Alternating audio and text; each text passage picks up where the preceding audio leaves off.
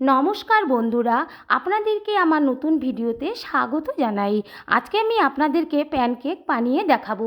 তো প্যানকেকের জন্য এখানে আমি একটা ডিম নিলাম, হাফ কাপ চিনি নেব, 1 চা চামচ vanilla essence.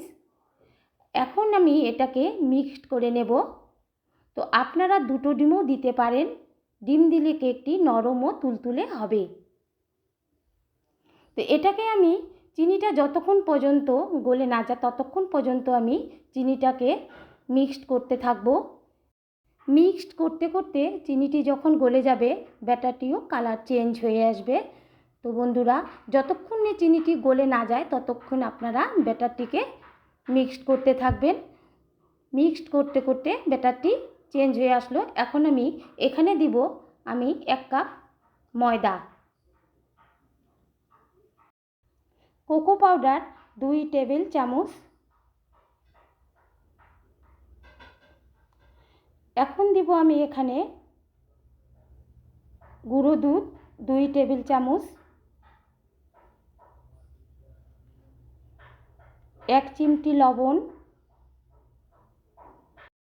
Baking powder 1 table চামচ, 2 কাপ লিকুইড দুধ,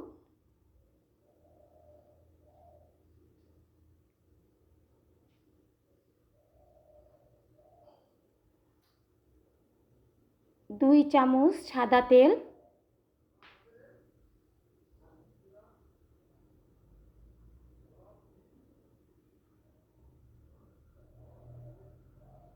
এখন আমি এই ব্যাটারটিকে বানিয়ে নেব। তো যতক্ষণ পর্যন্ত ব্যাটারটি মিক্সড হয়ে না যায় ততক্ষণ পর্যন্ত আমি মিক্সড করে নেব।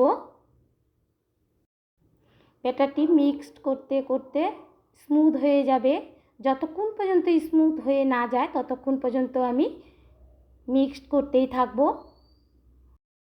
তো বন্ধুরা, আপনারা কিন্তু শুকনো উপকরণগুলিকে ছেঁকে নিয়ে করবেন। আমি কিন্তু আগের থেকেই ছেঁকে নিয়ে রেখেছি, তাই আমি এখন এটাকে ব্যাটার বানিয়ে নিচ্ছি। তো আমার ব্যাটারটি এখন হয়ে গেল। এখন আমি গ্যাসে প্যান বসিয়ে নিলাম। প্যানে আমি 1 ফোঁটা তেল মিশিয়ে নেব।